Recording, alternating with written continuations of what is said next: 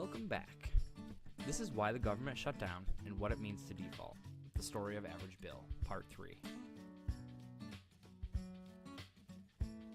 Let's recap. We established in the first two videos that the government shut down because we were overspending.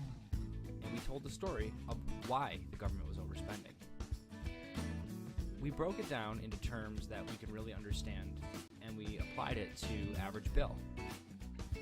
We explained that a default was when average bill misses interest payment. And it's the same for the U.S. A default is when the U.S. would miss an interest payment. Fortunately, we're able to reduce expenses because our interest payment isn't that large yet.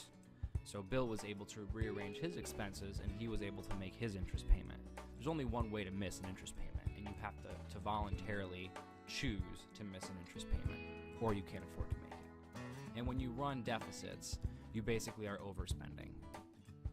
So I said earlier that we just broke the US numbers down into smaller numbers, which we applied to Bill. And in this spreadsheet here, you can see how Bill's numbers look very similar to the US numbers. In fact, if you were to add 8 zeros to Bill's numbers, you would have the US numbers. We decided to take it a little bit further, and we showed what Bill had to cut during a shutdown. And we wanted to figure out what Bill would have to do to get his debt started to pay down, and then what Bill would have to do to aggressively pay down his debt, which we labeled debt reduction scenario and ideal scenario. If we apply these to the American situation, we have the same numbers just with 8 zeros, and there's a debt reduction scenario and an ideal scenario. And you can see in a reduction scenario, it would cost us about 7% of GDP. And in an ideal scenario, it's going to be closer to 14% of GDP. We wanted to talk about what it was and what it felt like. Well, during our shutdown, 3.42% loss a year, which is it would feel like losing Apple and Citigroup. If we were to double that, it would feel like losing Apple, Exxon, and Google. That's a lot of companies that just suck out of the economy that just didn't exist anymore. So if it was an ideal scenario, this is the most severe.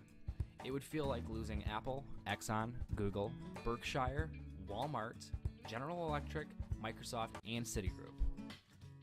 $2.187 trillion, a loss of 14% GDP. Imagine those companies just vanished. That's what it would feel like. We can't enact a real-life scenario. And if we look at our spending from 2008 to 2012, we can see that the 4 biggest line items in our spending all increased. These are the areas that we have to cut. The rest of our budget is almost inconsequential. Is there any hope? Well, there might be, but obviously it's going to require a significant amount of pain. If we continue overspending, we can band-aid the problem, and eventually it'll result in an implosion. We just can't keep this up forever.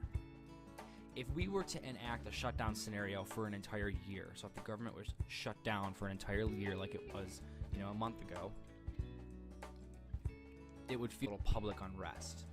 In a debt reduction scenario, we're going to have much more like public protest and some collateral damage because you're going to have to cut some of those big programs. And an ideal scenario is just mass civil unrest. So before we go, I want to talk real quick about default and about missing interest payments. Well, there's a little secret Bill had. He doesn't have just one credit card. He has hundreds upon hundreds of them at all different interest rates, all being required to pay it off at certain times. And lastly, not only does he have all those interest cards, he has his own secret credit card that he made and he's been charging on. And he has his own hidden debt now of $35,000 and is still spending $850 a month. Just like Bill, America has a secret magic card and it has no limit. Next time we're going to talk about America's secret magic card and how it works. Like, share, and subscribe to this video.